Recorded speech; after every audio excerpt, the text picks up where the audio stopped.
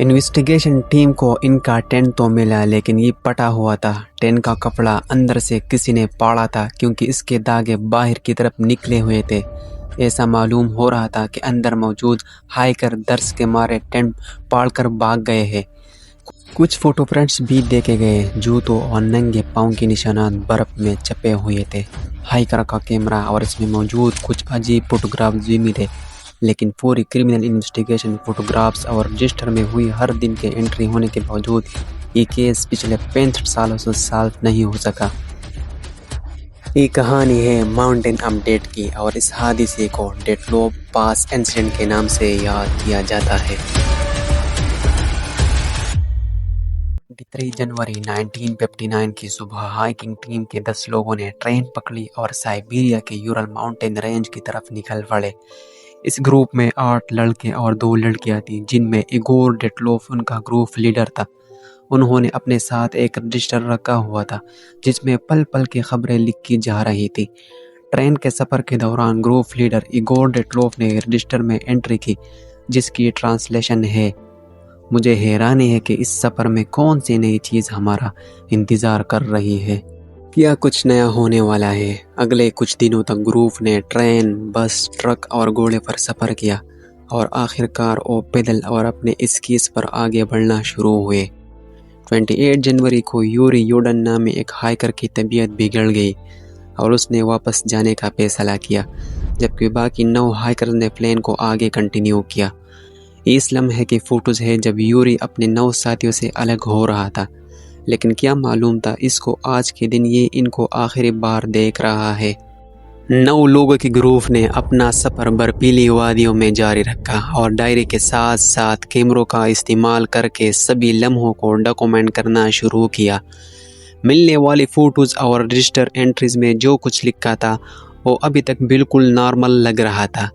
1 فروری کو وہ ایک پہاڑ کے باٹم پہ پہنچے جس کو وہاں کے لوکل لوگ ماؤنٹین اپ دی ڈیڈ کے نام سے جانتے ہیں۔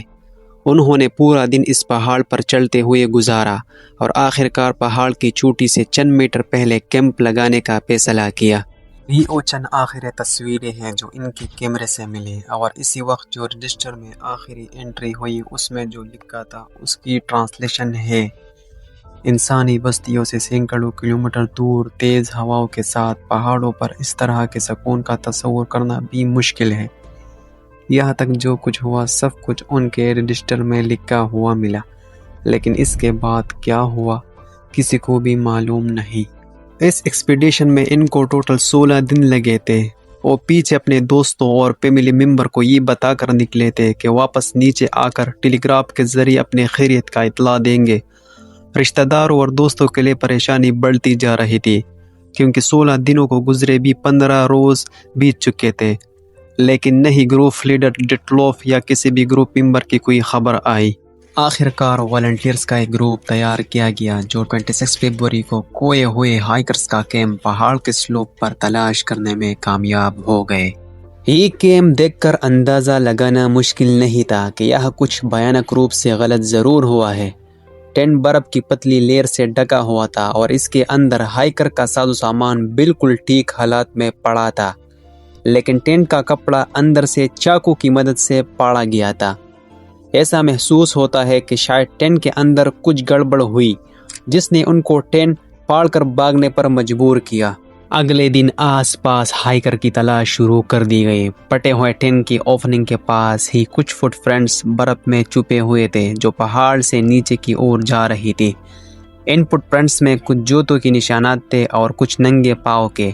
آپ کو یہاں بتاتے چلے کہ پرسکون انداز میں چلنے سے فٹ پرنٹس قریب قریب بنتے ہیں، اور یہاں پر بھی انویسٹیگیشن ٹیم کو لمبے لمبے قدموں کی نہیں بلکہ نارمل قدموں کی نشانات دیکھنے کو ملی۔ قدموں کے نشانات قریب 500 میٹر تک برف میں چھپے ہوئے تھے، لیکن اس کے بعد وہ کہیں غائب ہو گئے۔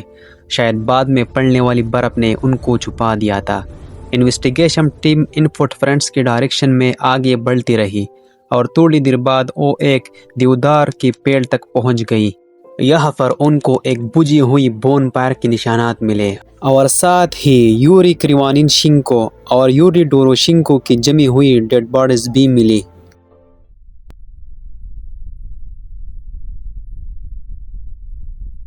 9 ہائیکر کی لاشیں ڈھونڈنے میں اگلے 2 مہینے لگ گئے۔ پہلے 2 ہائیکر نے بہت کم کپڑے پہن رکھے تھے، نہ کوئی جیکٹس تھی، نہ پینٹس، نہ ہی گلوز، ٹوپی، جوتے، اور نہ ہی کوئی ایسی چیز جو کہ اتنے ٹھنڈ میں سردی سے بچنے کے لیے پہنی جاتی ہے۔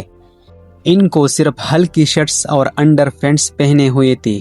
ویدر آرکائیو میں دیکھا گیا تو معلوم پڑا کہ جب ان کی موت ہوئی تو اس وقت یہاں کا ٹمپریچر قریب -30 ڈگری سیلسیس تھا، لیکن ان کے کپڑے ایسے تھے جیسے گرمیوں کے موسم میں پہنے جاتے ہیں۔ لیکن ایسا کیوں تھا؟ پاس موجود دیودار کے درخت پر بھی کچھ عجیب نشانات ملے۔ اس کے شاخیں 5 میٹر تک ٹوٹی ہوئی تھی، جسے انہوں نے اپنی جان بچانے کے لیے رات کے اندھیرے میں اس پر چڑھنے کی کوشش کی ہو۔ اگلے 3 ہائیکر کی لاشیں بھی ٹینٹ اور دیودار کے درخت کے بیچ سے ہی برف میں دبی ہوئی پائی گئی۔ یہ لوگ پچھلے والے 2 کے مقابلے میں کچھ نہ کچھ گرم کپڑوں میں پائے گئے، لیکن انہوں نے بھی جوتے اور گلوز نہیں پہن رکھے تھے۔ ان 3 ہائیکر کی ڈائریکشن ٹینٹ کی طرف تھی کہ جیسے یہ نیچے جنگل سے اوپر ٹینٹ کی طرف جا رہے ہو، لیکن بیچ میں ہی ہمت ہار کر دم توڑ گئے۔ ان کی باڈی پر کچھ زخموں کے نشانات پائے گئے، لیکن ڈاکٹر نے ان 5 کی موت کی وجہ ہائپوترمیا بتائی، یعنی وہ کنڈیشن جس میں زیادہ وقت ٹھنڈ میں رہنے کی وجہ سے باڈی کی ساری گرمائش نکل جاتی ہے۔ آخر کے 4 ہائیکر کی باڈی جنگل کے چٹان کے نیچے سے برآمد ہوئی۔ ان کی ایگزیکٹ لوکیشن اس دیودار کے درخت سے 75 میٹر اپوزٹ ڈائریکشن میں تھی۔ ان میں سے 3 کو گہرے چوٹیں لگے تھے، ایک کا سر پھٹا ہوا تھا اور 2 کی پسلیاں ٹوٹی ہوئی تھی۔ میڈیکل ایگزامینر کا خیال ہے کہ ایسے چوٹیں کسی انسان یا جانوروں کے حملے کی وجہ سے نہیں پہنچ سکتی۔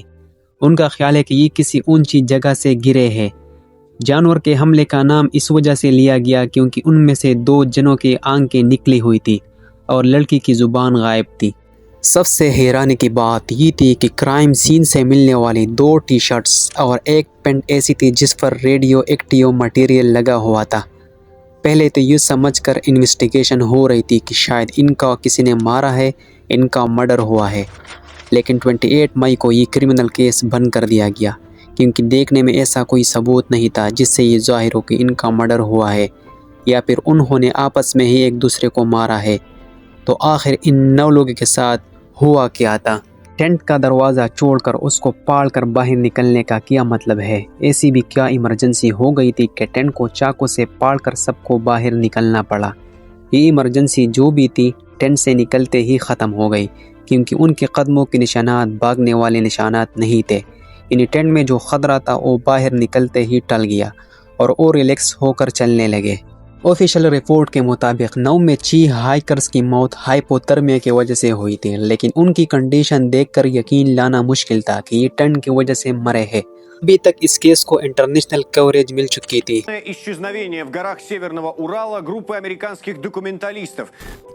ہائیکرز کے فیملی ممبر اور کئی لوگوں نے سوویت یونین کے ہائپوترمیا والی کہانی کے خلاف آواز اٹھانا شروع کر دی۔ ان کا ماننا تھا کہ سوویت سرکار ہائیکرز کی موت کے اوپر پردہ ڈال کر اصل وجہ چھپا رہی ہے، خاص طور پر جب 3 کپڑوں سے ریڈیو ایکٹیو پارٹیکلز ملے تو سب کا خیال گیا نیوکلیئر ٹیسٹ کی طرف۔ یہ سوویت یونین اور امریکہ کے درمیان کولڈ وار کا دور تھا اور صرف چند سال پہلے ہی امریکہ نے ہیروشیما اور ناگاساکی پر نیوکلیئر بمز گرا کر دنیا کو اپنی طاقت کی ایک جھلک دکھائی تھی۔ اس کے بعد سوویت یونین نے بھی کئی نیوکلیئر ٹیسٹ کرنا شروع کر دیے تھے۔ لوگوں کا خیال تھا کہ سوویت یونین نے اس پہاڑ پر چپکے سے کوئی نیوکلیئر ٹیسٹ کیا ہے جس کی ریڈیشن کی وجہ سے 9 ہائیکرز کی جان گئی ہے، اور اب یہ ہائپوترمیا کی وجہ ٹھہرا کر کیس کو رپا دپا کرنا چاہتے ہیں۔ انویسٹیگیشن ٹیم اس کیس کو مختلف اینگل سے دیکھ رہی تھی۔ ایک موقع پر ایولانچ کو بھی اس حادثے کا وجہ ٹھہرایا گیا۔ ہو سکتا ہے کہ رات کے پہر ان کو ایولانچ محسوس ہوا تو یہ سارے ٹینٹ چھوڑ کر بھاگ گئے، لیکن ایولانچ والی تھیوری کچھ ہضم نہ ہو سکی کیونکہ اگر ایولانچ آتا تو ٹینٹ جس برف کی پتلی لیئر سے ڈھکا ہوا تھا وہ بہت موٹی لیئر ہوتی۔ دوسرا یہ کہ گروپ لیڈر ایگور ڈیٹلوف ایک ایکسپیرینس ہائیکر اور اسکیئر تھے۔ وہ کسی ایسی جگہ ٹینٹ لگاتے ہی نہیں جہاں ایولانچ کا خطرہ ہو۔ اس حادثے کے بعد 100 سے زیادہ ایکسپیڈیشنز ہوئے، لیکن کسی نے بھی یہاں ایسی کنڈیشن نوٹس نہیں کی جس سے ایولانچ بن سکتا ہو۔ ہاں، اس پہاڑ پر خطرناک کنڈیشن ضرور ایکسپیرینس کی گئی ہے وہ بھی اپریل اور مئی کے مہینوں میں، کیونکہ تب برف پگھل رہی ہوتی ہے۔ جب یہ 9 ہائیکر فروری میں گئے تھے جب ایسی کوئی کنڈیشن ہی نہیں تھی۔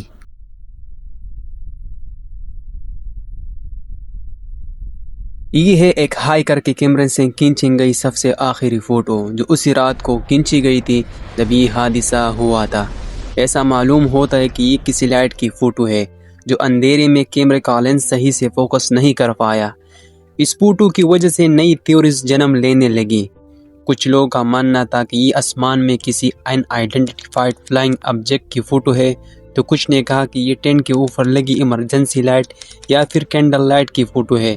ایک بات تو یہ جس چیز کا بھی فوٹو ہے، چاہے وہ راکٹ، یو ایف او اور یا پھر کوئی میٹورائٹ، وہ چیز ان کے پاس آ کر نہیں گری۔ اگر ایسا ہوتا تو برف کے اندر سے جب ڈیڈ باڈیز مل سکتی ہے تو کسی چیز کا کریش ہونے کا ملبہ کیوں نہیں ملا؟ اس آخری فوٹو کی اصل حقیقت بھی کبھی منظر عام پر نہ آ سکی۔ تو پھر ہمارا اصلی سوال ابھی تک وہی ہے کہ آخر ڈیٹلو پاس کے حادثے کی اصل حقیقت کیا ہے؟ کیوں انہوں نے ٹینٹ کو اندر سے پاڑا تھا؟ کیسے کچھ ہائیکرز کو خطرناک چوٹیں لگی؟ اور کیوں انہوں نے اتنی ٹھنڈ میں بھی اتنی پتلے کپڑے پہن رکھے تھے؟ جبکہ یہ سارے ایکسپیرینس ہائیکر تھے۔ سچائی جاننے کے لیے ہم اس ٹینٹ کی طرف رخ کرتے ہیں جو اصل میں زنجیر کے سب سے پہلے کڑی ہے۔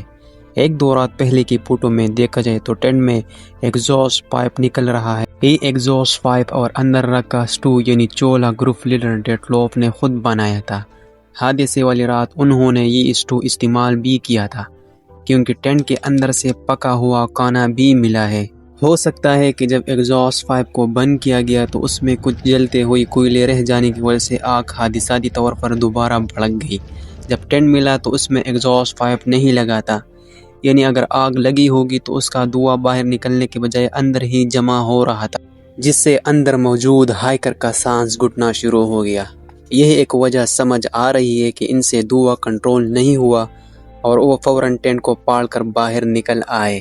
اس تھیوری کو پروف کرنے کے لیے ایویڈنس بھی موجود ہے، کیونکہ ہائیکر کے جسم اور کپڑوں پر جلنے کی نشانات بھی پائے جا چکے ہیں اور کچھ کی منہ سے خون بھی نکلا ہوا تھا۔ آپ کو یہ بتاتے چلے کہ خانسے کے ساتھ خون کے آنے کی ایک وجہ بہت زیادہ انفلٹر دھوئے کو انہیل کرنا ہے۔ باہر نکلنے کے بعد یہ آرام سے چل کر اپنے لیے شیلٹر تلاش کرنے لگے۔ کچھ ہائیکر بغیر گرم کپڑوں کے ٹینٹ سے نکلے تھے۔ شیلٹر کی ایک جگہ ان کو پہلے سے معلوم تھی، اس لیے وہ نیچے پیڑوں کے پاس چلے گئے۔ وہاں ایک بون فائر سٹارٹ کی جس کے بجھے ہوئے کوئلے دیودار کے درخت کے ساتھ انویسٹیگیشن ٹیم کو بھی ملی تھی۔ 4 ہائیکرز جنہوں نے زیادہ کپڑے پہن رکھے تھے وہ جنگل میں لکڑیاں تلاش کرنے کے لیے تھوڑا اور ڈیپ چلے گئے۔ وہاں چٹان پر ایک چھوٹا ایولانچ ٹریگر ہوا اور وہ نیچے پتھروں میں جا گرے۔ چٹان سے گرنے کی وجہ سے ان کو خطرناک چوٹیں لگی، سر پھٹ گیا، پسلیاں ٹوٹ گئی اور چسٹ میں انٹرنل بلیڈنگ بھی شروع ہو گئی۔ 2 ہائیکر جنہوں نے کم کپڑے پہن رکھے تھے وہ دیودار کے درخت کے پاس ہی موجود تھے۔ بچے ہوئے 3 ہائیکر واپس ٹینٹ کی طرف چلتے ہوئے ایگزاسٹ ہو کر وہی فریز ہو گئے، جبکہ بون فائر کے ساتھ بیٹھے 2 ہائیکر بھی بجھی ہوئی آگ کی وجہ سے فریز ہو کر دم توڑ گئے۔ رہی بات ریڈیو ایکٹیو پارٹیکلز کی، تو آپ کو بتاتے چلے کہ ہر چیز تھوڑی بہت ریڈیو ایکٹیو ہوتی ہے، لیکن یہ کپڑے ضرورت سے زیادہ ریڈیو ایکٹیو تھے۔ گروپ کا ایک ممبر الیگزینڈر کولیوارٹو پہلے ایک نیوکلیئر فیسلٹی میں جاب کرتا تھا اور جارج کریواننچینکو ایک top secret Soviet nuclear production plant میں کام کرتا تھا۔ ملنے والی ریڈیو ایکٹیو کپڑے ان دونوں ہائیکرز کے ہی تھے، جبکہ باقی سب کے کپڑوں سے نارمل کوانٹٹی میں ریڈیو ایکٹیو ایلیمنٹس ملے تھے۔ اور وہ ہائیکر جن کے باڈی پارٹس مسنگ تھے، ہو سکتا ہے جب ان کو چوٹیں لگی وہ اپنی زندگی کی بازی لڑ رہے تھے، تب ان پر جنگلی جانوروں نے حملہ کیا ہو۔ اس حادثے کو آج 65 سال گزر چکے ہیں۔ 10 ممبر کی گروپ میں صرف یوری یوڈین بچے تھے، جنہوں نے ایکسپیڈیشن کو طبیعت خراب ہونے کی وجہ سے چھوڑا تھا۔ ان کی نیچرل موت 76 سال 27 اپریل 2013 کو ہو گئی۔ امید ہے کہ آپ کو ہماری ویڈیو پسند آ گئی ہوگی۔